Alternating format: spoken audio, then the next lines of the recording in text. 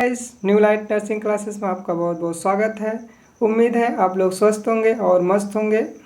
जैसा कि आपको पता है कि सी नेट का फॉर्म आ चुका है, अभी 2 दिन पहले आ गया है फॉर्म, और आप सभी लोग जाके इस फॉर्म को जल्द से जल्द भर लीजिए। जो भी student BSc nursing, post BSc nursing, MSc nursing करना चाहता है उसका फॉर्म आ गया है। आप जल्दी से अप्लाई कर लीजिए और अपने फ्यूचर को ब्राइट कीजिए। उसी को देखते हुए जैसा कि आपको पता होगा कि इसका एग्ज़ाम भी जो है 6 जून को होने वाला है। इसी सब चीज़ों को देखते हुए हम आपके सामने लेके आए हैं एक ओल्ड क्वेश्चन पेपर, खासकर उन बच्चों के लिए जो बच्चे पोस्ट बीएससी करना चाहते हैं और वो सी नेट का फॉर्म भी भर लिए होंगे उम्मीद है, और वो सी नेट का फॉर्म भरने के बाद एग्ज़ाम देंगे और वो चाहते हैं कि पोस्ट बीएससी का जो इंट्रेंस है उसमें अच्छा स्कोर आए, अच्छा नंबर आए। तो उनके लिए हम एक ओल्ड पेपर लेके आए हैं जो कि पेपर है 2024 का। जैसा आप लोग देख पा रहे हैं जो है 7 जुलाई 2024 को एग्ज़ाम कंडक्ट कराया गया था, जो कि एग्ज़ाम मॉर्निंग शिफ्ट का है।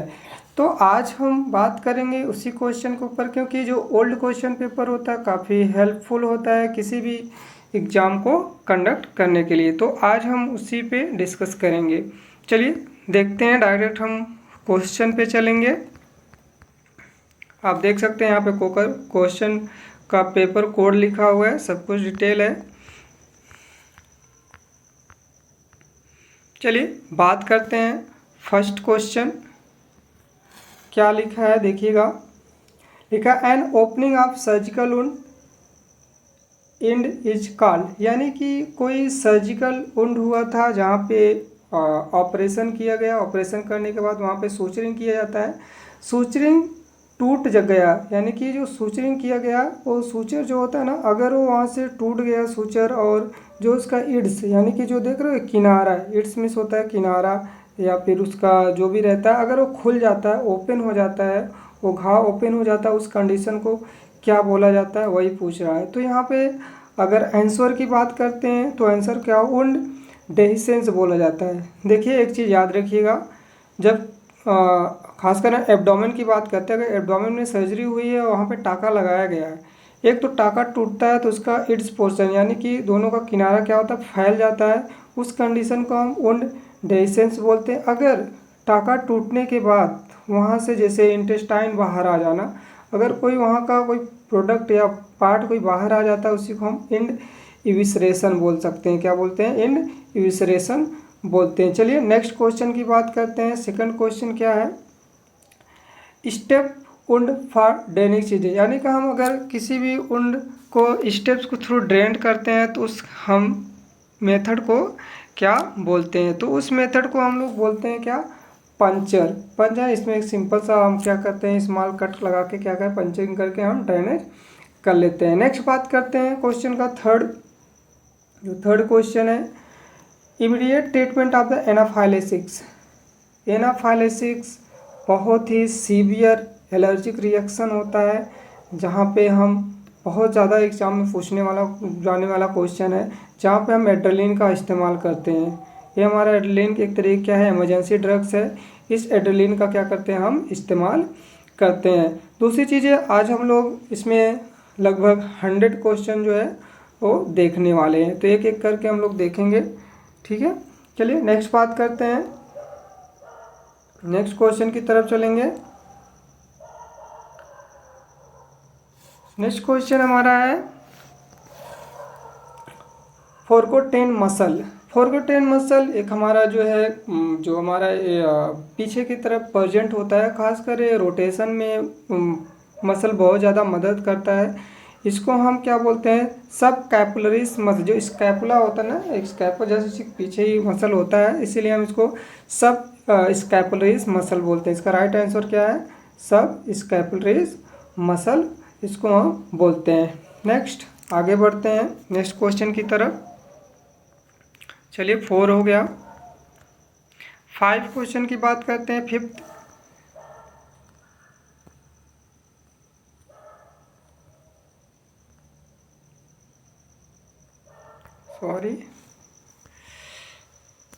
फिफ्थ क्वेश्चन देखते हैं क्या है, longest muscle in the body, यानी कि बॉडी में सबसे लॉन्गेस्ट मसल कौन सा होता है?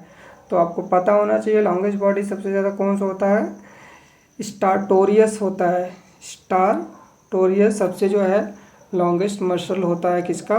हमारे बॉडी का। चलिए नेक्स्ट क्वेश्चन की बात करते हैं। Stimulation of parasympathetic nerve on the digestive system result. अगर parasympathetic nervous system digestive system के ऊपर अपना असर डालता है, अपना इम्पैक्ट डालता है, तो क्या रिजल्ट आने वाला है? तो इसका राइट आंसर की बात करते हैं। ये क्या करने वाला है यहाँ पे? इंक्रीज सिक्रेशन, जो हमारा गैस्ट्रोइंटेस्टाइनल सिक्रेशन होता है उसको क्या करता है? बढ़ाता है। इतना याद रखिएगा, जो हमारा सिंपैथेटिक नर्वस सिस्टम होता है ना, वो हमारे हार्ट रेट को क्या करता है? बढ़ाता है। बट हमारा जो पैरासिम्पैथिक नर्वस सिस्टम होता है हमारा गैस्ट्रिक सिक्रेशन को क्या करता है? इंक्रीज करता है। नेक्स्ट क्वेश्चन की तरफ चलेंगे। क्वेश्चन नंबर 7 की बात करने वाले हैं। यहाँ पे देखिएगा, identify the clinical manifestation of duodenal ulcer among the following, यानी कि इसमें से कौन सा जो है क्लिनिकल मैनिफेस्टेशन है जो ड्यूडेनल अल्सर के अंदर होता है? अल्सर पढ़े होंगे आप लोग, पेप्टिक अल्सर होता है, ड्यूडेनल अल्सर होता है, गैस्ट्रोइंटेस्टाइनल अल्सर होता है। कई तरीके के अल्सर होते हैं जिसमें हमारा एक ड्यूडेनल अल्सर होता है जो कि हमारे स्मॉल इंटेस्टाइन का फर्स्ट अपर पार्ट होता है ड्यूडेनम, उसमें अल्सर हो जाता है। तो उसमें क्या सिम्टम्स दिखाई देते हैं, यानी कि इसमें से आपको देखना है कौन सा सिम्टम है। तो इसमें सिम्टम्स की बात करते हैं तो क्या होता है? ये बहुत इम्पॉर्टेंट है। फूड में रिलीव द पेन, यानी कि यहाँ पे देखिएगा बहुत इम्पॉर्टेंट है। फूड में रिलीव द पेन, यानी कि जैसे आप खाना खाएंगे ना, अगर ड्यूडेनल अल्सर हुआ रहेगा आपको, जैसे ही आप खाना खाएंगे क्या होगा? पेन रिलीफ आपको देखने को मिलता है। अगर ऐसे इस तरह का सिम्टम्स किसी को आ रहा है तो हम उसको मानते हैं क्या हुआ है? ड्यूडेनल अल्सर हुआ है। चलिए नेक्स्ट क्वेश्चन की तरफ बढ़ते हैं। Question number 8, the corrective surgery for the Hirschsprung disease. ये भी हमारा जो डिजीज़ होता है हमारे इंटेस्टाइन के अंदर होता है। इसमें इंटेस्टाइन में क्या होता है, थोड़ा सा इंटेस्टाइन क्या होता है ऐसे फैल जाता है, कुछ ऐसी कंडीशन यहाँ पे एराइज होता है।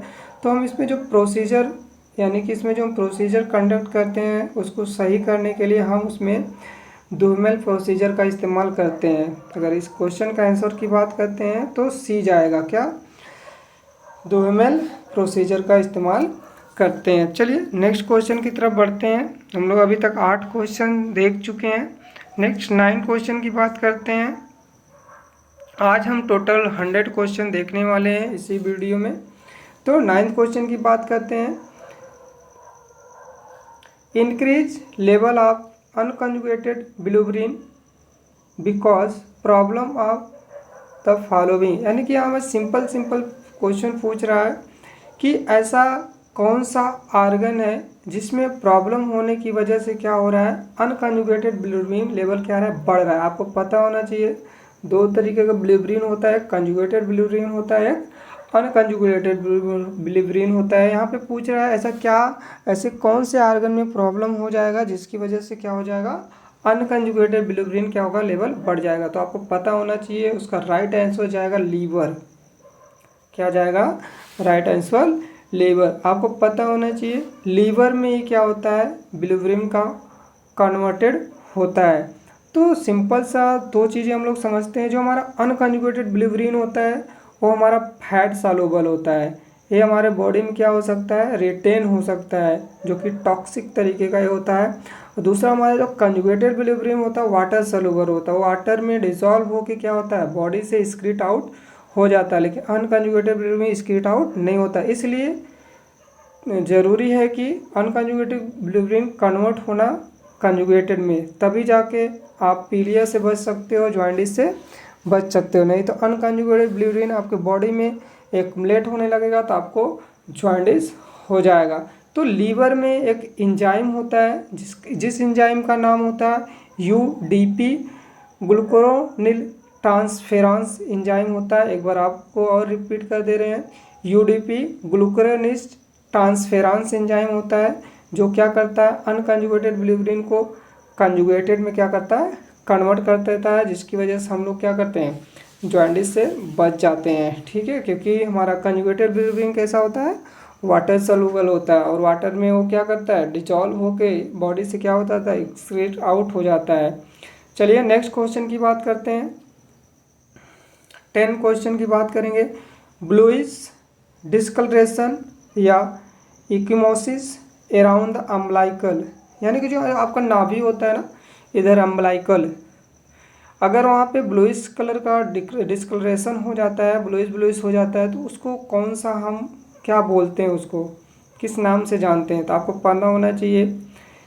कूलेन साइन होता है, कौन सा, सी, कूलेन साइन होता है, सी, नंबर सी, कूलेन साइन होता है। ज़्यादातर ये साइन हमें देखने को मिलता है किसमें, अपेंडिसाइटिस, किसी पेशेंट को अपेंडिसाइटिस हुआ रहता है, उसके अंदर जो है कूलेन साइन देखने को मिलता है। चलिए नेक्स्ट क्वेश्चन की तरफ आगे बढ़ते हैं। क्वेश्चन नंबर 11, यहाँ पे देखिएगा, true about the rise syndrome, क्या है, राइज सिंड्रोम। एक बच्चे को क्या हुआ है, राइज सिंड्रोम हुआ है, तो उसके अंदर क्या क्या सिम्टम देखने को मिल सकता है, इसमें कौन सा सही है। तो इसका आंसर की बात करते हैं कि कौन सा आंसर सही है, उस पर हम देखेंगे।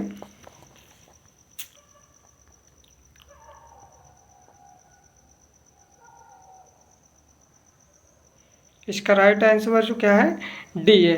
ठीक है, नेक्स्ट क्वेश्चन की तरफ बढ़ते हैं हम लोग। क्वेश्चन नंबर 12 क्या है, drug of choice for mass treat in trachoma, यानी कि ट्रेकोमा का ड्रग्स ऑफ चॉइस, आपको पता होगा काफ़ी कुछ ऐसी बीमारियां होती हैं जिनके ड्रग्स ऑफ चॉइस होते हैं। ठीक है, उसी तरह से यहाँ पे इसमें भी पूछा है ट्रेकोमा का choice of drugs. Choice of drugs का मतलब ये होता है किसी डिजीज़ के लिए कोई स्पेसिफिक ड्रग्स क्या है बनाई गई हो, हम ज़्यादातर उसी क्या कहते हैं, दवा को हम रिफ़र करते हैं। ठीक है, चलिए ट्रेकोमा क्या होता है, ट्रेकोमा एक तरीके का हमारा क्या है, आई डिजीज़ होता है। ट्रेकोमा हमारा एक तरीके का आई डिजीज़ होता है। और ट्रेकोमा होने का कारण क्या है, किसकी वजह से ट्रेकोमा होता है, तो क्लाइमेडिया ट्रेकोमेटिक की वजह से क्या होता है, ट्रेकोमा होता है। अगर चॉइस ऑफ ड्रग्स की बात करते हैं तो 2 चॉइस ऑफ ड्रग्स होते हैं। फर्स्ट इज वन टेट्रासाइक्लिन होता है, दूसरा जो है एजिथ्रोमाइसिन। अगर ऑप्शन में टेट्रासाइक्लिन नहीं है तो आप सेकंड पीरियोडिक इसको देंगे, एजिथ्रोमाइसिन को। ठीक है, अगर कोई पूछता है कि ट्रेकोमा का चॉइस ऑफ ड्रग, तो टी फॉर टेट्रासाइक्लिन, T2 आप याद रखिएगा, टी फॉर टेट्रासाइक्लिन। ठीक है, T for trachoma, T for tetracycline और एजिथ्रोमाइसिन। ठीक है, नेक्स्ट आगे बात करते हैं 13 क्वेश्चन की तरफ चलेंगे हम लोग। क्वेश्चन नंबर 13,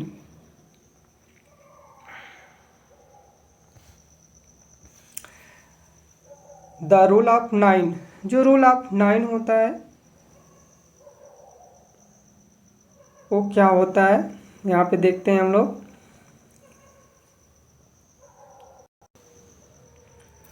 रूल ऑफ 9 की बात करते हैं, सिंपल सी बात है। रूल 9 का हम क्या करते हैं, बर्न में असेसमेंट करने के लिए यूज करते हैं। क्या करते हैं हम लोग, ये चार्ट यहाँ पे देखिएगा, आंसर नंबर 3 जाएगा C, a chart use to assess area of body burn, यानी कि हम बर्न को असिस करने के लिए क्या करते हैं, हम रूल 9 का इस्तेमाल करते हैं। चलिए नेक्स्ट 14 क्वेश्चन की तरफ बढ़ते हैं।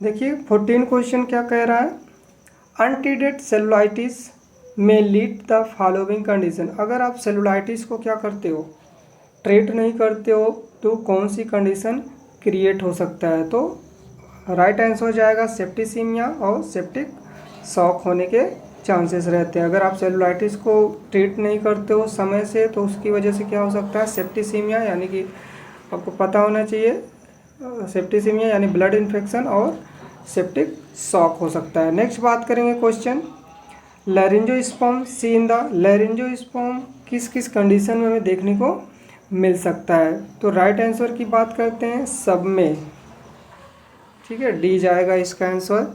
चलिए नेक्स्ट आगे बात करते हैं। Question number 16। क्वेश्चन नंबर 16 में क्या है, द फुल फॉर्म ऑफ दास, दास का फुल फॉर्म क्या होता है। तो हम लोग बात करेंगे दास का full form, dietary aid stop hypertension. क्या होता है, जैसे कुछ होता है ना, जैसे पेशेंट को हाइपरटेंशन या प्राइमरी हाइपरटेंशन होता है ना, तो हम इस दास का इस्तेमाल करते हैं। पेशेंट को हम क्या करते हैं, डाइट के थ्रू क्या करते हैं, उसके हाइपरटेंशन को स्टॉप करते हैं। तो दास का फुल फॉर्म क्या होगा, dietary aid to stop hypertension, यानी कि सेकेंड ऑप्शन क्या है, वो सही है। ठीक है, चलिए नेक्स्ट आगे बढ़ते हैं। हम लोग कितना क्वेश्चन सॉल्व कर चुके हैं, लगभग 16 क्वेश्चन जो है सॉल्व कर चुके हैं। नेक्स्ट हम लोग 17 क्वेश्चन की तरफ बढ़ेंगे।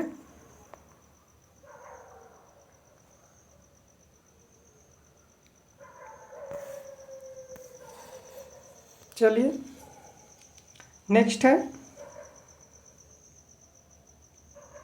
Rahul has undergone renal transplant. Which of the following assessment indicate the possibility of the iron organ injection? तो इसका राइट आंसर जाएगा C, tenderness and pain. Right answer है tenderness and pain. Next question की बात करेंगे 19। The nurse teaching client self administration of insulin, the instructions should be include teaching the client to, यानी कि यहाँ पे सिंपल सा क्या है, नर्स वो इंस्ट्रक्ट कर रही है, पेशेंट को बता रही है कि अगर तुम अपने से जो है इंसुलिन इंजेक्शन ले रहे हो तो क्या क्या आपको इंस्ट्रक्शन फॉलो करना चाहिए या फिर कैसे आप लगा सकते हो। तो यहाँ पे जो उसका राइट आंसर जाएगा वो राइट आंसर होने वाला है बी, क्या है, रोटेट द इंजेक्शन साइज। क्या होने वाला है, रोटेट द इंजेक्शन साइट। चलिए नेक्स्ट क्वेश्चन की बात करते हैं।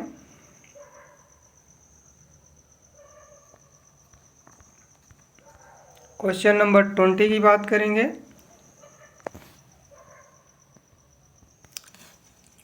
Lethargic client who has fever, vomiting, headache, the nurse has prepared which one of the following procedure। यहाँ पे साफ साफ कह रहा है एक पेशेंट क्या है, लेथार्जिक कंडीशन में है और उस पेशेंट को क्या है, फीवर है, वोमिटिंग भी है, हेडेक है।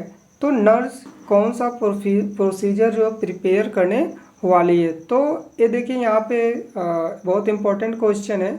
ये है पेशेंट का जो है मेनिंजाइटिस वाला पेशेंट है। क्या है, मेनिंजाइटिस वाला पेशेंट।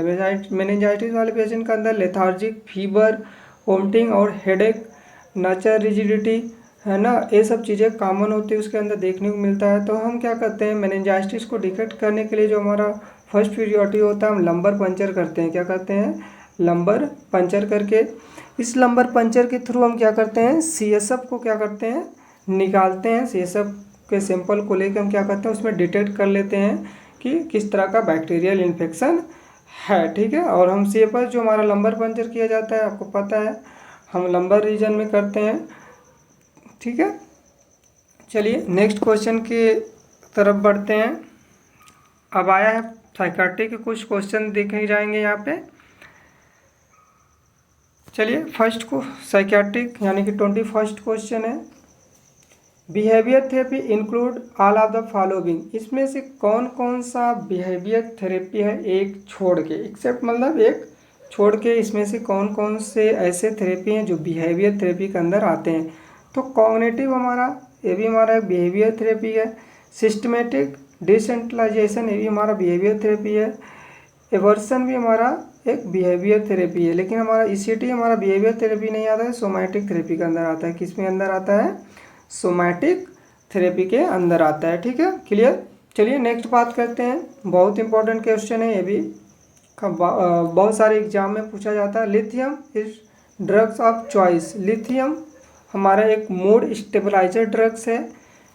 ये दवा जो है ऐसी कौन सी बीमारी होती है जिसमें जो है ज़्यादातर इसका इस्तेमाल किया जाता है, उसका चॉइस ऑफ ड्रग्स बोला जाता है। तो बाइपोलर डिसऑर्डर किसके अंदर हम सबसे ज़्यादा इस्तेमाल करते हैं इसका, बाइपोलर डिसऑर्डर के अंदर इस्तेमाल करते हैं। ठीक है, करेक्ट। चलिए आगे बढ़ते हैं। 22 क्वेश्चन हो गए। नेक्स्ट बात करेंगे 23।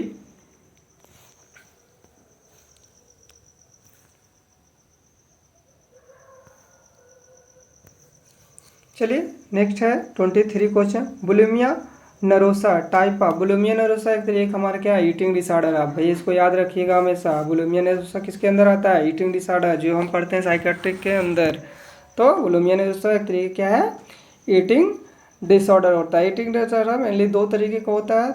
ठीक है, तो यहाँ पे बुलिमिया नरोसा किसके अंदर आता है, ईटिंग डिसऑर्डर के अंदर आता है। चलिए नेक्स्ट क्वेश्चन की तरफ बढ़ते हैं। 23 हो गया। चलिए नेक्स्ट बात करते हैं 24। Question number 24। To treat alcoholic client the drugs of choice, कोई एल्कोहल वाला पेशेंट है, उसको आप ट्रीट करना चाहते हो, तो उसके लिए चॉइस ऑफ ड्रग्स कौन सा होता है। जल्दी से देखिए और आंसर दीजिए कौन सा होगा choice of drugs of alcoholic client. चलिए राइट आंसर की तरफ बढ़ते हैं। किसका क्या राइट आंसर होने वाला है, तो डिसल्फीराम होने वाला। क्या है, डिसल्फीराम होने वाला है। डिसल्फीराम हम क्या करते हैं, अगर कोई एल्कोहलिक क्लाइंट है उसको हम क्या करते हैं, इस्तेमाल करते हैं उसके ऊपर, इसीलिए बोला जाता है इसका क्या है, चॉइस ऑफ ड्रग्स है। ठीक है, चलिए next question 25। Delirium is a psychiatric disorder include, delirium एक साइकेट्रिक डिसऑर्डर है, लेकिन किसके अंदर आता है वो। देखिए हमारा जो डिलेरियम होता है वो ऑर्गेनिक ब्रेन डिसऑर्डर होता है। डिलेरियम 2 होता है, डिलेरियम होता है, डिमेंशिया होता है। ये दोनों हमारे ब्रेन डिसऑर्डर का अंतर है। तो हमारा डिलेरियम जो होता है विथिन 6 वीक हो जाता है, इसीलिए हम इसको एक नाम से और जान जाता है, एक्यूट ऑर्गेनिक ब्रेन डिसऑर्डर के नाम से इसको हम जाते हैं। ठीक है, जिसमें बहुत ज़्यादा पेशेंट के अंदर क्या क्लाउडनेस देखने को मिलता है, डिसोरिएंटेशन देखने को मिलता है। इसका भी सिम्टम जो है पेशेंट के अंदर आते हैं। अगर आप पढ़े होंगे डिलेरियम डिमेंशिया होगा तो आपको क्लियर होगा, काफ़ी इम्पोर्टेंट है। चलिए नेक्स्ट क्वेश्चन की बात करते हैं।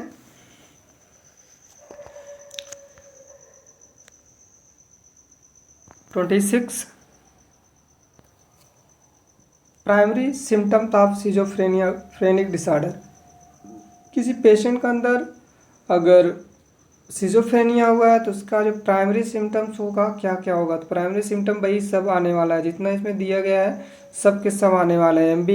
एम्बीवैलेंस भी होने वाला है, एओटिज्म भी होने वाला है, एसोसिएटिव लूजनेस भी होने वाला है, सब कुछ आने वाला है। ठीक है, चलिए नेक्स्ट क्वेश्चन की तरफ बढ़ेंगे।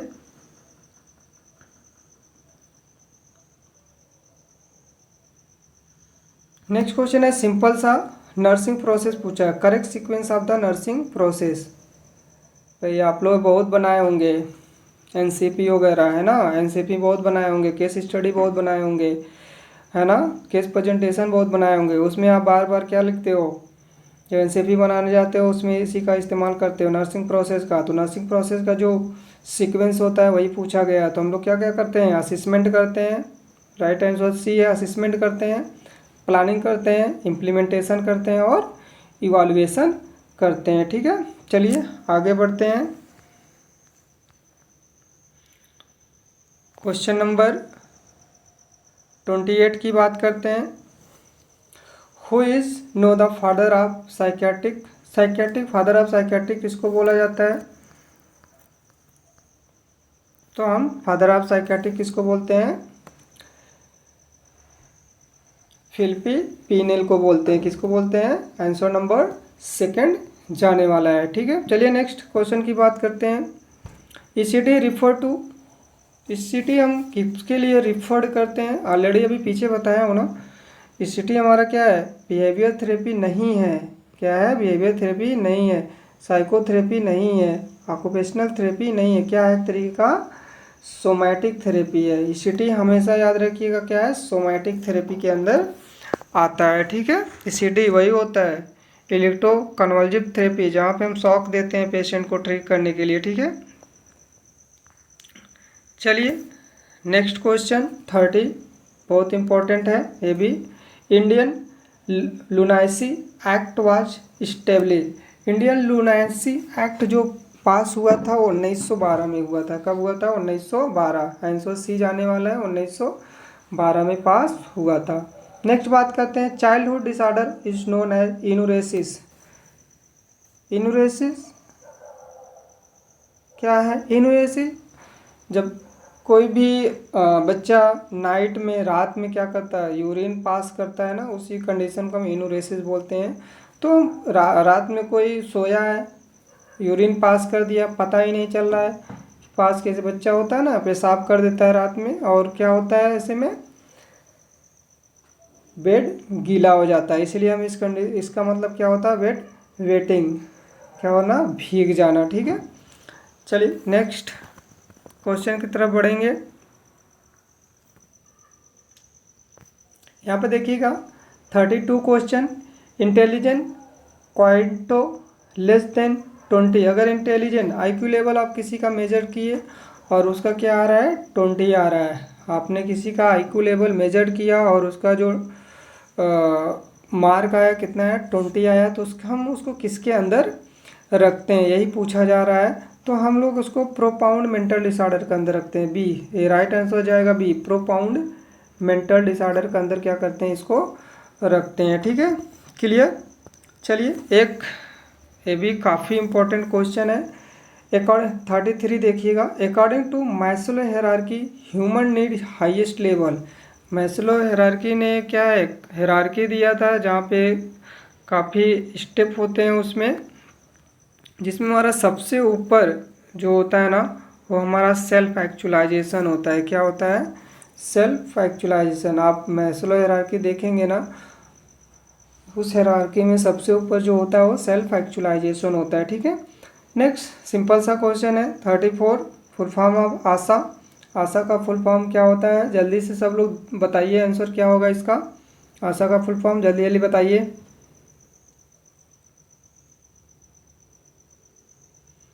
चलिए राइट नंबर आंसर जाएगा C, accredited social health activist. Accredited social health activities, इसका एक्टिविस्ट इसका फुल फॉर्म होता है। चलिए नेक्स्ट आगे बढ़ते हैं, क्वेश्चन नंबर 35 देखेंगे हम लोग। 35 क्वेश्चन देखिएगा, TNI इस्टेब्लिशिंग। TNI यानी कि TNI का फुल फॉर्म पता है, trend nurse association of India. इसका फुल फॉर्म होता है TNI का, ट्रेंड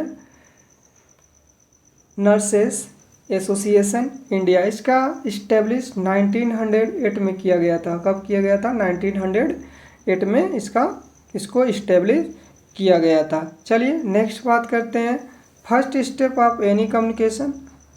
किसी से बातचीत करना है तो उसके लिए क्या होना चाहिए, फर्स्ट स्टेप उसका क्या होता है, इन कोडिंग। क्या होता है? In coding. किसी से बात करना होता है, पहले हम क्या करते हैं, उस बातों को रखते हैं, क्या बोलना है, क्या चीज़ें हैं, तो इसीलिए हम क्या बोलते हैं, उसको इन कोडिंग बोलते हैं। ठीक है, चलिए नेक्स्ट क्वेश्चन की तरफ बढ़ेंगे। 37, question number 37, increase respiration rate also called. यहाँ पूछ रहा है अगर किसी का रेस्पायरेशन रेट बढ़ जाता है तो उसको क्या बोलते हैं। तो यहाँ पे देखिए 3 ऑप्शन है, एक अभी और दिखाएंगे। टेकिकार्डिया। टेकिकार्डिया मीन्स होता है हार्ट रेट का बढ़ना। टेकिकार्डिया मतलब हार्ट रेट का बढ़ना। ब्रेडिकार्डिया मतलब क्या, रेस्पायरेशन रेट का बढ़ना। क्या है? टेकिकार्डिया मीन्स हार्ट रेट का बढ़ना, ब्रेडिकार्डिया मीन्स हार्ट रेट का कम हो जाना। ठीक है, और टेकीपीनिया मीन्स होता है रेस्पायरेशन रेट बढ़ना। तो इसका आंसर क्या जाने वाला है, टेकीपीनिया। ठीक है, यहाँ पर क्या पूछा है, इंक्रीज रेस्पायरेशन रेट, तो टेकीपीनिया जाएगा। ठीक है, चलिए आगे बात करते हैं, question number 38, Glasgow coma scale of a conscious person, what will be maximum total score. यहाँ पे पूछा है, यहाँ पे जो हमारा ग्लास्कोकोमा स्केल होता है ना, इस ग्लासको कोमा स्केल में जो हम मैक्सिमम टोटल स्कोरिंग देते हैं ना पहली बात तो ग्लासको कोमा स्केल का इस्तेमाल हम क्या करते हैं कॉन्शियस लेवल को डिटेक्ट करने के लिए करते हैं। किसके लिए करते हैं? कॉन्शियस लेवल को डिटेक्ट करने के लिए हम क्या करते हैं ग्लासको कोमा का इस्तेमाल करते हैं। तो यहाँ पे किसी भी पर्सन को आप ग्लासको कोमा इस्तेमाल कर रहे हो, कोई भी कॉन्शियस पर्सन है जिसका आप चेक कर रहे हो, तो आप मैक्सिमम स्कोरिंग कितना दे सकते हो? तो मैक्सिमम स्कोरिंग हम 15 देते हैं। कितना देते हैं? मैक्सिमम स्कोरिंग 15 देते हैं। ठीक है, चलिए नेक्स्ट क्वेश्चन की बात करते हैं। मेडिकल एसेप्सिस यूज इन, हम मेडिकल एसेप्सिस का इस्तेमाल कहाँ पे करते हैं? आपको पता होगा, आप पढ़े होंगे। हम लोग एक मेडिकल एसेप्सिस करते हैं, एक सर्जिकल एसेप्सिस करते हैं। सर्जिकल एसेप्सिस खासकर हम सर्जरी में इस्तेमाल करने के लिए करते हैं, या सर्जरी करने के लिए, या बहुत ही जहाँ पे हमें स्ट्रायल होने की ज़रूरत होती है हम क्या करते हैं उसको हम वहाँ पे सर्जिकल एसेप्सिस करते हैं। ठीक है, तो यहाँ पे मेडिकल एसेप्सिस में देखिए क्या है, इसका आंसर जाएगा डेली हाइजीन। डेली हाइजीन, अगर देखिए इस तरह का कंफ्यूज टाइप का अगर ऑप्शंस आते हैं, ड्रेसिंग चेंजेस है, कैथेटराइजेशन है, डेली हाइजीन है, सर्जरी है, काफ़ी कन्फ्यूजेज है। ड्रेसिंग में भी हम कभी भी क्या करते हैं मेडिकल एसेप्सिस का इस्तेमाल करते हैं। अगर लेकिन तीनों को देखोगे ना, जो फर्स्ट पीरियोडिटी आता है हमारा किसके अंदर जाएगा? Daily hygiene. डेली हाइजीन भी हम क्या करते हैं मेडिकल एसेप्सिस का इस्तेमाल करते हैं। किसका करते हैं? मेडिकल एसेप्सिस का इस्तेमाल करते हैं। चलिए नेक्स्ट क्वेश्चन की बात करते हैं। 39 हो गया, 40 क्वेश्चन की बात करेंगे।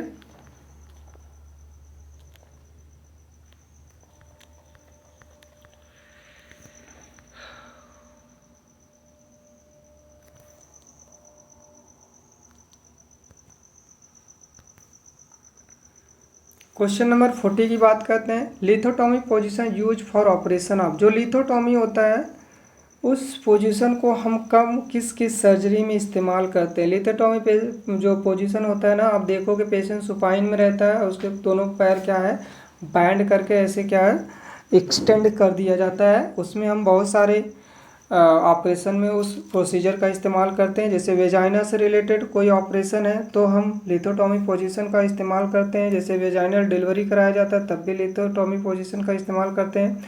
पेरेनियम एरिया पे किसी प्रकार का कोई सर्जरी या ऑपरेशन करना होता है, जैसे आप एपिसियोटॉमी वगैरह करते हो तो हम पेरेनियम में करते हैं उसका इस्तेमाल। एनल कैनाल से रिलेटेड कोई सर्जरी कर रहे हो तब भी हम क्या करते हैं लिथोटॉमी पोजीशन का इस्तेमाल करते हैं। तो हमारा आंसर क्या जाने वाला? आल, यानी कि सब के सब जितनी भी चीज़ें दी हैं इन सब चीज़ों में हम क्या करते हैं लिथोटॉमी पोजीशन का इस्तेमाल करते हैं। नेक्स्ट हम लोग बात करने वाले early neonate period considered for the first. Early neonate हम पेशेंट को कब बोलते, अर्ली न्यूनेट हम पीरियड कब से कब तक को बोलते हैं। देखिए अर्ली न्यूनेट पीरियड, सबसे पहले न्यूनेट की बात करते हैं। तो जो न्यूनेट होता है ना बच्चा, वो 0 से लेके क्या है 0 से लेकर 28 डेज के लिए हम न्यूनेट बोलते हैं। यानी जैसे आज कहीं कहीं 1 to 28 दिया रहता है, अब 0 से 28 भी बोल सकते हैं। यानी जैसे ही आज बच्चा पैदा हुआ, आज से लेके हम 28 दिन तक क्या बोलते हैं इसको न्यूनेट बोलते हैं। यहाँ पे अर्ली पूछा है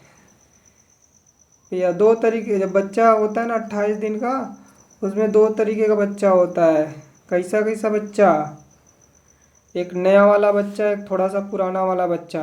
ठीक है, तो एकदम नया वाला बच्चा हम क्या है 1 से 7 दिन तक बोलते हैं, या 0 से 7 दिन तक बोलते हैं।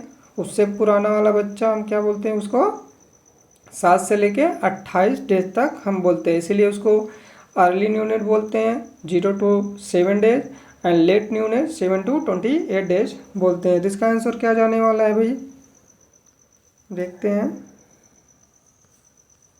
इसका आंसर यहाँ पे दिया है, ठीक है 1 मिनट। इसका आंसर देखिए यहाँ पे दिया है, क्या है 1 to 7 डेज जाएगा। अगर कोई अर्ली न्यूनेट बोलता है तो 1 to 7 डेज, अगर कोई लेट न्यूनेट बोलता है, लेट न्यूनेट किसको बोलेंगे तो 7 to 28 डेज हम बता सकते हैं। नेक्स्ट बात करते हैं 42 question. Birth weight usually get double by the age, यानी कि बच्चे का वेट डबल कब हो जाता है। जैसे बच्चा आज पैदा हुआ, मानते बच्चा आज ही बच्चा 3 किलो क्या है पैदा हुआ, उसका बर्थ 3 kg का हुआ। अब उस बच्चे का बर्थ सॉरी वेट डबल कब हो जाएगा, ठीक है। तो डबल वो क्या हो जाता है, कब तक हो जाता है डबल, 6 मंथ के अंदर क्या हो जाएगा, उसका वेट डबल हो जाएगा, ठीक है।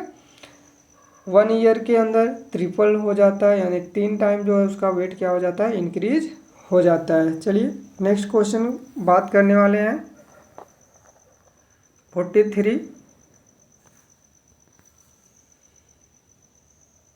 Baby usually achieve neck holding at the age, यानी कि बच्चा अपने नेक को होल्ड किस एज में कर पाता है। जैसे होता है ना, हम लोग ऐसे सर को एक अस्थाई रखे रहते हैं ना, तो बच्चा भी क्या करता है, नेक को होल्डिंग करना कब शुरू कर देता है, किस एज में आने के बाद।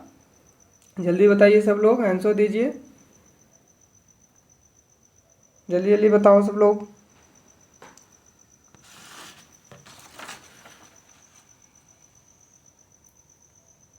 तो 3 मंथ, 3 मंथ में बच्चा आने के बाद अपने क्या करता है, नेक को होल्ड कर सकता है, ठीक है। और इसको आप ग्रोथ एंड डेवलपमेंट में पढ़ेंगे, बच्चा कब चलने लगता है, कब दौड़ने लगता है, कब उठने लगता है, बहुत सारी चीज़ें हैं वहाँ पे, सब कुछ बताया गया है। यहाँ पे हम लोग पेपर सॉल्व कर रहे हैं, ज़्यादा अंदर नहीं जाएंगे। तो ठीक है, आगे बढ़ते हैं 44 question. Baby friendly hospital initiated, यानी BFSI was developed jointly by WHO UNICEF launched है, यानी कि जो बेबी फ्रेंडली हॉस्पिटल इनिशिएटेड किया गया था due to help of WHO यूनि, यानी कि दोनों ने आपस में ज्वाइन करके जो है डेवलप किए थे। वो कब किया गया था, जल्दी से बताइए सब लोग। 1991 में किया गया था। कब, 1991 में। ये जो बेबी फ्रेंडली हॉस्पिटल इनिशिएटेड किया गया था, इसका मेन मोटो था ब्रेस्ट फीडिंग को क्या करना, इम्प्रूव करना, प्रमोट करना, कि ब्रेस्ट फीडिंग बहुत ज़्यादा से ज़्यादा कराया जाए, ठीक है। चलिए नेक्स्ट क्वेश्चन की तरफ बढ़ते हैं हम लोग। Which are the following component of the under 5 clinic, under 5 clinic के अंदर क्या क्या चीज़ें आती हैं। देखिए 5 कंपोनेंट आता है, अंडर 5 के अंदर 5 कंपोनेंट आता है, ठीक है। पांचों की बात करते हैं। Growth monitoring, first growth monitoring किया जाता है, सेकेंड इम्यूनाइजेशन किया जाता है, third is one preventive care किया जाता है, फोर्थ इज वन क्यूरेटिव किया जाता है, फिफ्थ इज वन हम क्या कहते हैं, हेल्थ एजुकेशन देते हैं। तो इसका राइट आंसर जाने वाला है, हम लोग राइट आंसर देखेंगे इसका। देखिए यहाँ पे राइट आंसर जो है वो है सी। कौन सा है, सी, ठीक है, यानी कि ए बी दोनों है, ठीक है। चलिए नेक्स्ट क्वेश्चन की तरफ पढ़ेंगे। Type of breast milk are, breast milk, type of breast milk, तो हमारा जो ब्रेस्ट मिल्क का टाइप होता है ना, वो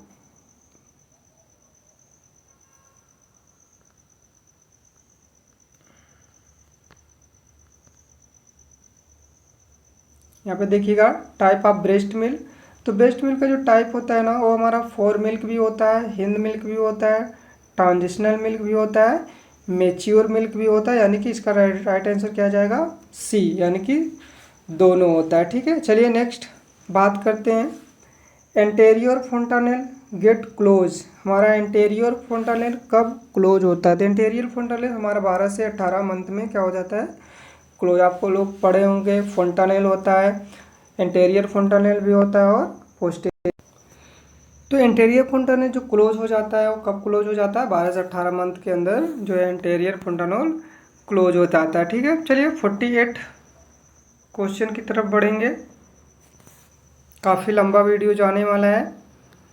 तो 48 question, question number 41, flag sign. जो फ्लैग साइन देखने को मिलता है ना हमको, किसके अंदर देखने को मिलता है, क्वासियोरकर के अंदर देखने को मिलता है, जो हमें किसके अंदर, क्वासियोरकर, ठीक है, clear.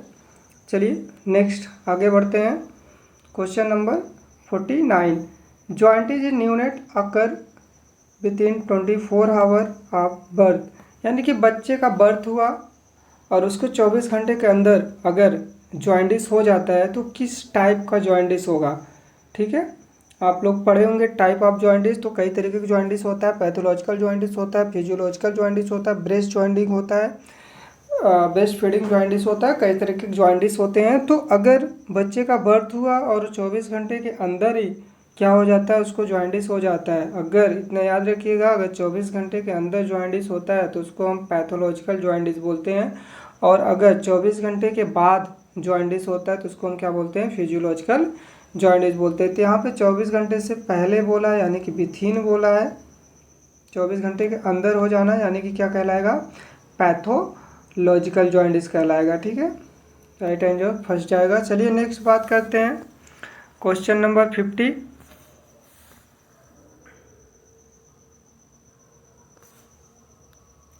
Which of the following cyanotic heart disease, यानी कि दिए गए जितने भी ऑप्शन है उसमें से साइनोटिक डिसऑर्डर कौन सा है या साइनोटिक हार्ट डिजीज कौन सा है। टेट्रोलॉजी फेलोट, बहुत ही कॉमन, बहुत ही इंपॉर्टेंट क्वेश्चन है, टेट्रोलॉजी फेलोट। चलिए नेक्स्ट 51 क्वेश्चन की तरफ बढ़ेंगे।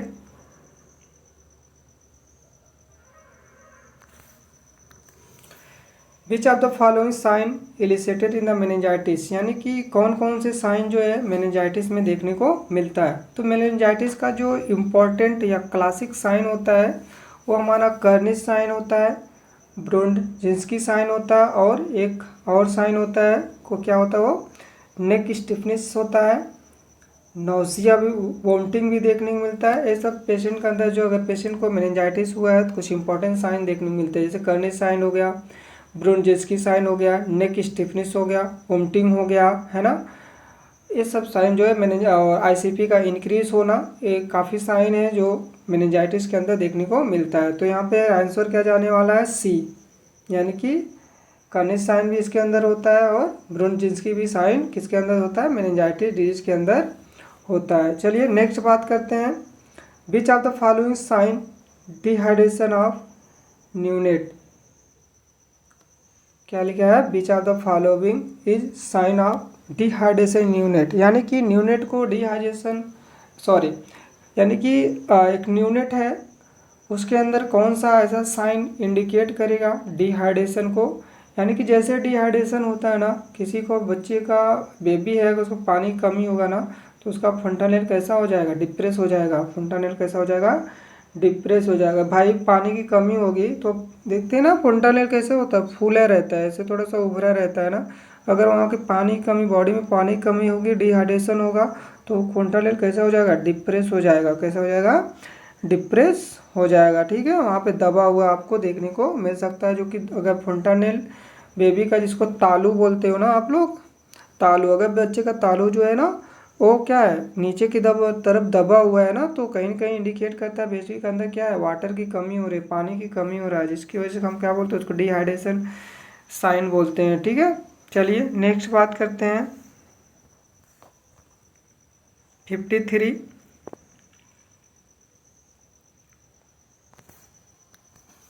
Question number 50, late onset neonatal sepsis occur, late onset neonatal sepsis जो होता है ना वो कब होता है, after 72 hours of the birth. Right answer जाने वाला है B, after 72 hour of birth. Next बात करते हैं यूनिसेफ, अगर यूनिसेफ का expanded form of UNICEF, UNICEF के फुल फॉर्म की बात करते हैं तो क्या होने वाला है, आप सभी को पता होगा यूनिसेफ 1946 में आया था, इसका हेडक्वार्टर होता है न्यूयॉर्क, ठीक है। अगर इसके फुल फॉर्म की बात करते हैं तो क्या होता है, United nation international children emergency fund होता है, ठीक है, इसका फुल फॉर्म होता है। चलिए नेक्स्ट आगे बढ़ते हैं, नेक्स्ट क्वेश्चन की तरफ चलेंगे। 54 हो गया, नेक्स्ट बात करते हैं 55।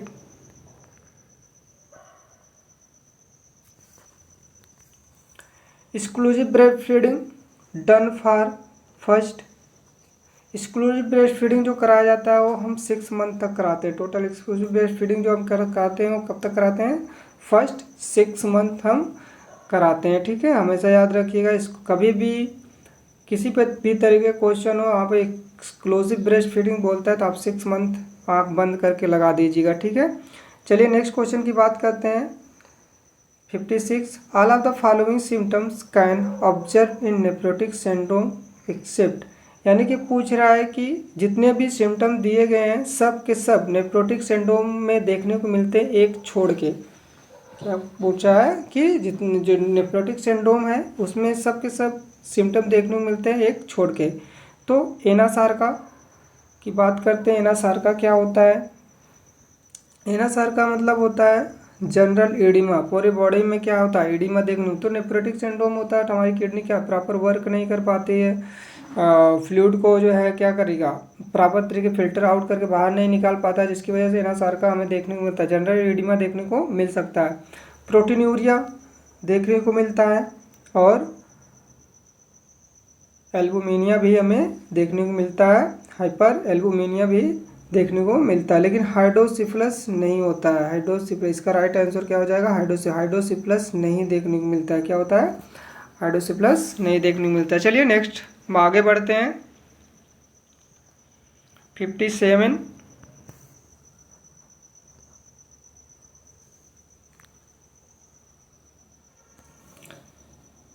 Children can draw the circle by age, कि बच्चा कितना बड़ा हो जाता है कि सर्कल ड्रा करने लगता है, इस तरह का सर्कल। एक बेबी कितना बड़ा हो जाता है, कितने ईयर का हो जाता है कि सर्कल ड्रा करने लगता है? 3 साल का बच्चा होता है ना, 3 साल का है। देखिए इसका राइट आंसर हो जाएगा 3 ईयर। 3 साल का बच्चा होता है, सर्कल ड्रा करने लगता है, ट्राई साइकिलिंग करने लगता है, कुछ उसके माइल स्टोन होते हैं जो क्या होते हैं, डेवलप हो जाते हैं। चलिए नेक्स्ट क्वेश्चन की बात करते हैं। 58 all of the following reflexes are temporary reflex except, इसमें पूछ रहा है कि इसमें से एक छोड़ के कौन कौन से जो है रिफ्लेक्सेस हैं जो टेम्पररी हैं।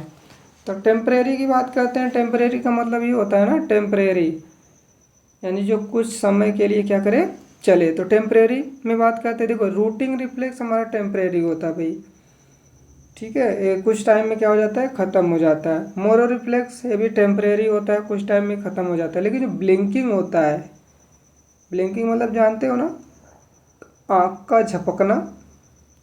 ब्लिंकिंग मतलब समझ रहे हो, आँख को झपकना, जो पलके हम ऊपर नीचे करते हैं, ब्लिंक करते हैं, ये कभी नहीं ख़त्म होता है। ये जो है टेम्परेरी नहीं होता है, परमानेंट रिफ्लेक्स होता है। कैसा होता है? परमानेंट रिफ्लेक्स होगा। तो आंसर कौन सा जाएगा? ए। ठीक है, क्लियर। चलिए नेक्स्ट आगे बढ़ते हैं।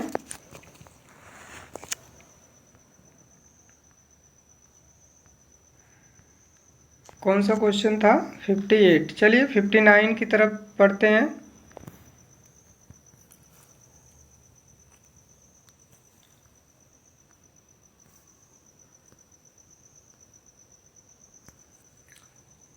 Three CS observe the ट्रेकियो oesophageal fistula include all of following. जो हमारा 3C होता है ना, उसमें हमारा क्या क्या चीज़ें आती हैं? साइनोसिस आता है, ठीक है, सिंपल सा देख लीजिएगा, साइनोसिस आता है, चोकिंग आता है और कफिंग आता है। यही नहीं आता है, इसी को छोड़ के सब क्या होता है एक्सेप्ट लिखा है, यानी कि पूछा है इसके अंदर कौन कौन सा आता है इसको छोड़ के, ठीक है।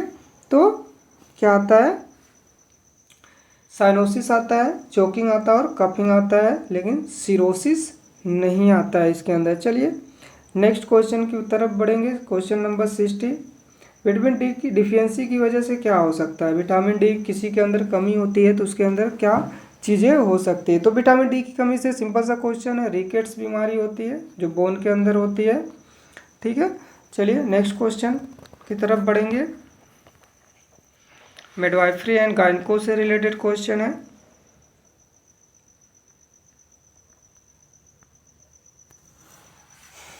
इसमें देखिएगा, a women considered to be menopause if she the experience cessation of menses for the period. तो इसका राइट आंसर होने वाला है, क्या है इसका right answer?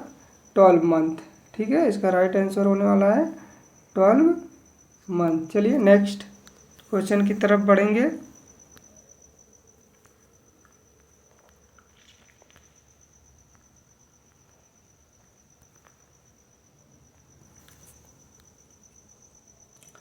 During sitting the weight of whole body bear. यहाँ पे लिखा है कि जब कोई बैठता है तो पूरा का पूरा जो भार होता है कहाँ पे आ जाता है, तो इस्चियल ट्यूबरसाइटिस के ऊपर आ जाता है। इसका राइट आंसर जो है फर्स्ट है, इस्चियल ट्यूबरोसाइटिस के ऊपर पूरा भार आता है। चलिए नेक्स्ट क्वेश्चन की बात करेंगे हम लोग। 63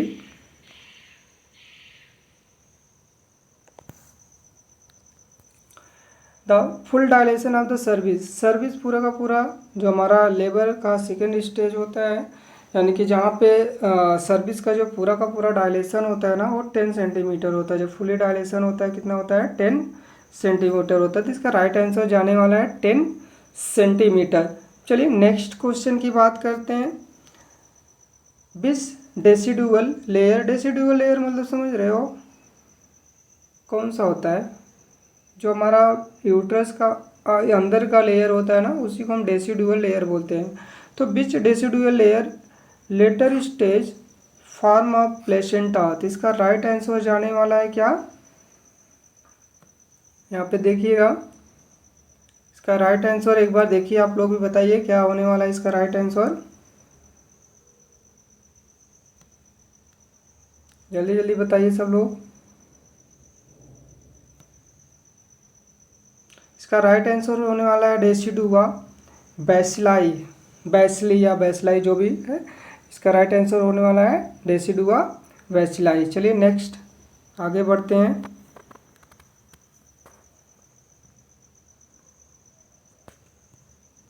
क्वेश्चन नंबर 65। इसमें देखिए क्या पूछा है, which type of lochia should be nurse expected find the client second day of the postmortem.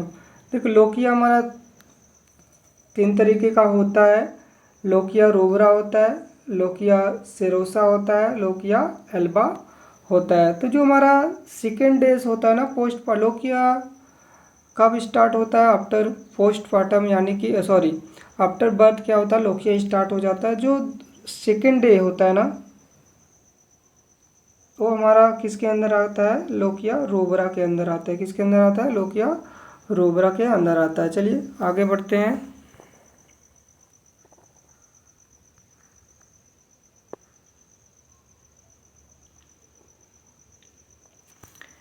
Next important question है, देखिए according to WHO weight of healthy newborn. WHO के अकॉर्डिंग एक हेल्दी बेबी का वेट कितना होना चाहिए, तो 2.5 kg होना चाहिए। नॉर्मली कैसा होना, कितना होना चाहिए, 2.5 kg वेट होना चाहिए। चलिए ठीक है नेक्स्ट आगे बढ़ते हैं, जल्दी फटाफट देखेंगे, सभी क्वेश्चन इसी क्लास में करना है। तो नेक्स्ट बात करेंगे 68 क्वेश्चन। चलिए यहाँ पे देखिए ideal time for CU insert, यानी कि कॉपर टी को इंसर्ट करने का जो बेस्ट टाइम होता है वो कौन सा होता है। ठीक है, तो जो कॉपर टी का इंसर्ट करने का जो बेस्ट टाइम होता है ना वो क्या होता है, 2 से 3 2 to 3 day of following menses, यानी कि कोई कभी मेंसुरेशन आने के 2 से 3 दिन बाद क्या करते हैं हम इस कॉपर टी को क्या करते हैं, इंसर्ट कर लेते हैं, लगा लेते हैं। चलिए नेक्स्ट क्वेश्चन की बात करते हैं 69। ओरल पिल्स गवर्नमेंट सप्लाई, यानी कि ओरल पिल्स यानी कंट्रासेप्टिव पिल्स जो गवर्नमेंट सप्लाई करती है वो कौन सा करती है, मालायन। गवर्नमेंट क्या कर कौन सा देती है, मालायन देखिए। इसका राइट आंसर कौन सा होने वाला है, मालायन। चलिए next question number 70। Vasectomy is a procedure done on a male for sterilization. The organ involved this procedure। इसमें पूछ रहा है जो वेसेक्टमी करते हैं वो हम मेल के लिए करते हैं, मेल को स्टेराइल करने के लिए वेसेक्टमी प्रोसीजर करते हैं। तो वेसेक्टमी प्रोसीजर के अंदर कौन सा आर्गन जो है इन्वॉल्व होता है, तो वास्ट डिफेंस होता है। कौन सा होता है, वास्ट डिफेंस। ये देख रहे हो ना जब हम फीमेल को हम स्टरलाइजेशन करते हैं ना, तो जो उसका वास्ट डिफरेंस होता है उसी को कट करते हैं। क्या करते हैं? उसी को हम कट करते हैं, वास्ट डिफरेंस को ही कट करते हैं। इसके इसीलिए इसका राइट आंसर डी होने वाला है। चलिए नेक्स्ट बात करते वाले हैं हम लोग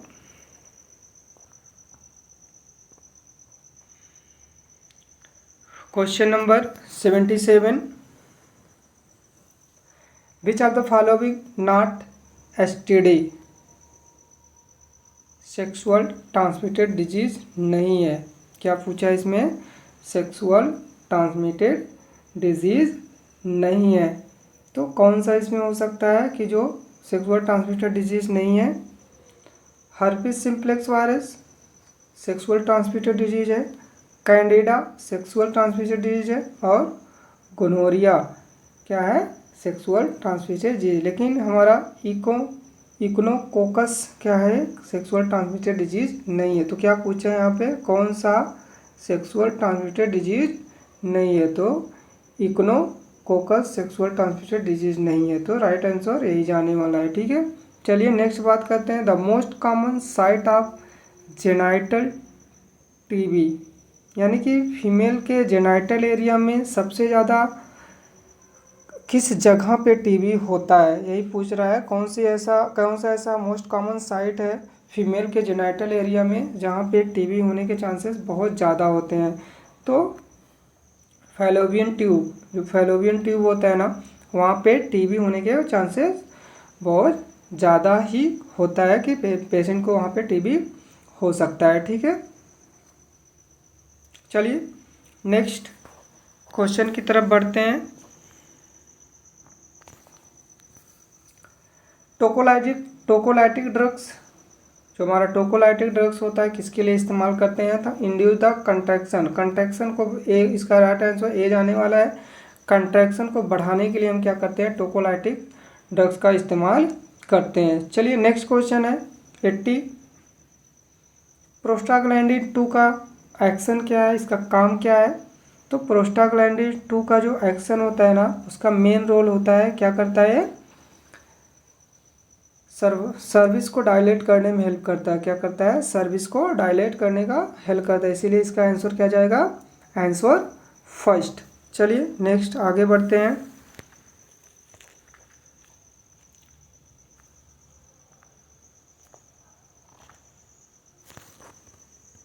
नेक्स्ट कम्युनिटी से रिलेटेड क्वेश्चन है। यहाँ पे देखिएगा क्या है? First step in the process of purification in large scale, यानी कि first step of water purification यानी कि वाटर को सफाई करना है, प्योरीफाइड करना है। तो हमारा सबसे पहला कौन सा स्टेप होता है? सबसे पहला स्टेप भाई होता है स्टोरेज, यानी कि आपको वाटर फिल्टर करना है। सबसे पहले उस वाटर को क्या करना पड़ेगा? स्टोर करना पड़ेगा, तभी आप उसके आगे कोई वर्क कर पाते हो। तो 81 क्वेश्चन हो गया। नेक्स्ट बात करेंगे 82।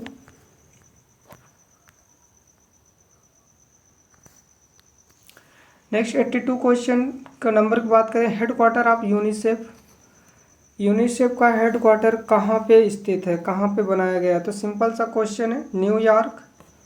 ठीक है, और ये कब आया था ये भी आपको पता होना चाहिए। आप लोग बताइएगा, ज़रूर कमेंट करके बताइएगा यूनिसेफ कब आया था। ठीक है, चलिए नेक्स्ट बात करते हैं क्वेश्चन 83। फर्स्ट रेफरल यूनिट क्या, कौन सा कहलाता है? फर्स्ट रेफरल यूनिट क्या है? आप लोग इसको, सिंपल सा क्वेश्चन है, इसको आप लोग ढूंढ के आंसर ज़रूर कमेंट कीजिएगा। चलिए नेक्स्ट क्वेश्चन की बात करते हैं। The main focus of organising home visit, community का क्वेश्चन है, यानी कि होम विजिट जो हम ऑर्गेनाइज करते हैं या फिर होम विजिट करने जाते हैं, उसका मेन फोकस क्या होता है, यही पूछ रहा है। क्या हम लोग जो होम विजिट करने जाते हैं ना, हमारा मेन मोटो होता है ना इन्वायरमेंट देखना। होम का जो घर का इन्वायरमेंट होता है ना, उसी को हम इंस्पेक्ट करने जाते हैं कि पेशेंट वहाँ पे लोग कैसे रहते हैं, कैसे खाते हैं, हाइजीन रखते हैं कि नहीं रखते हैं। यही सब चीज़ों को हम क्या करते हैं, वहाँ पे चेक करने के लिए जाते हैं। तो हमारा जो फर्स्ट मोटो होता है, फर्स्ट फोकस होता है होम विजिट का, वो हमारा क्या होता है? Inspection of home environment. Next बात करते हैं एड्स क्या है? एड्स हमारा क्या, एड्स बैक्टीरियल है बीमारी है, फंगल बीमारी है, प्रोटोजोअल बीमारी? नहीं, ये सब नहीं है। एड्स हमारा क्या है, एक तरीके का वायरल बीमारी है। तो आंसर जाने वाला है कौन सा, फर्स्ट, वायरल बीमारी है। एड्स हमारा किस तरह की बीमारी है, एक वायरल बीमारी है। चलिए नेक्स्ट बात करते हैं।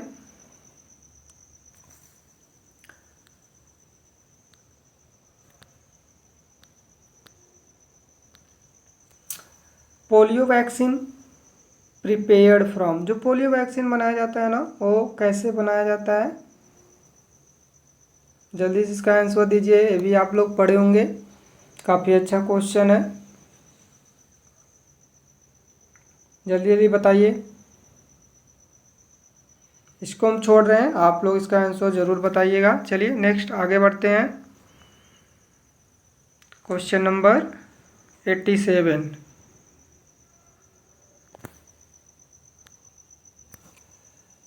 Nutritional intervention and life style modification example. अगर कोई न्यूट्रिशन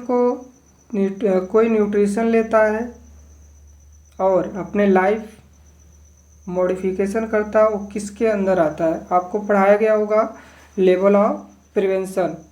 प्रीमोडियल होता है, प्राइमरी होता है, सेकेंडरी होता है और टर्सरी होता है। तो हम किसी को क्या कर रहे हैं, न्यूट्रिशन दे रहे हैं और उसके साथ साथ क्या कर रहे हैं, उसके लाइफ को क्या कर रहे हैं, मॉडिफाइड कर रहे हैं। तो किसके अंदर आएगा, प्राइमरी प्रिवेंशन के अंदर। किसके अंदर आता है, प्राइमरी प्रिवेंशन के अंदर आता है। चलिए नेक्स्ट आगे बढ़ते हैं।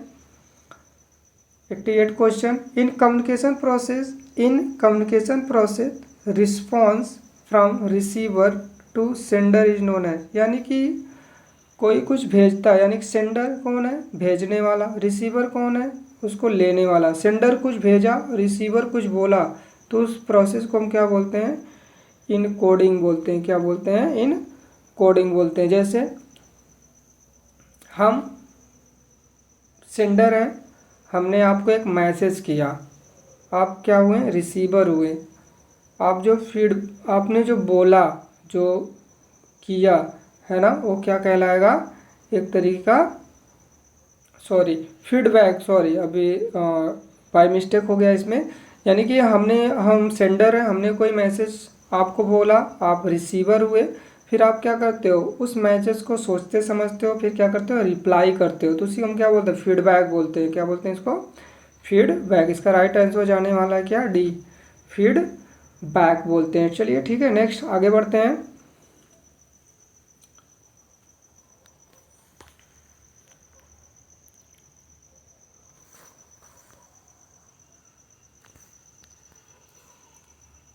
One of the major cause of maternal mortality rate in India.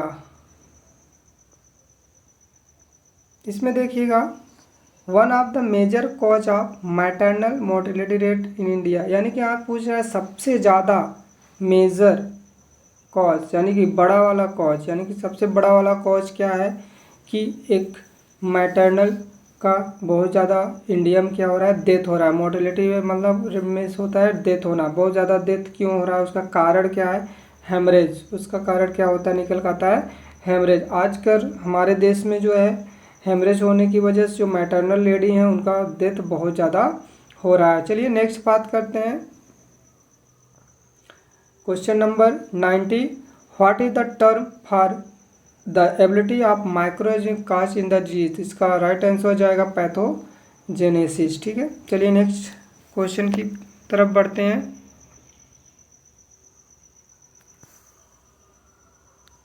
Next है, which factor can lead to decline in the population of the country.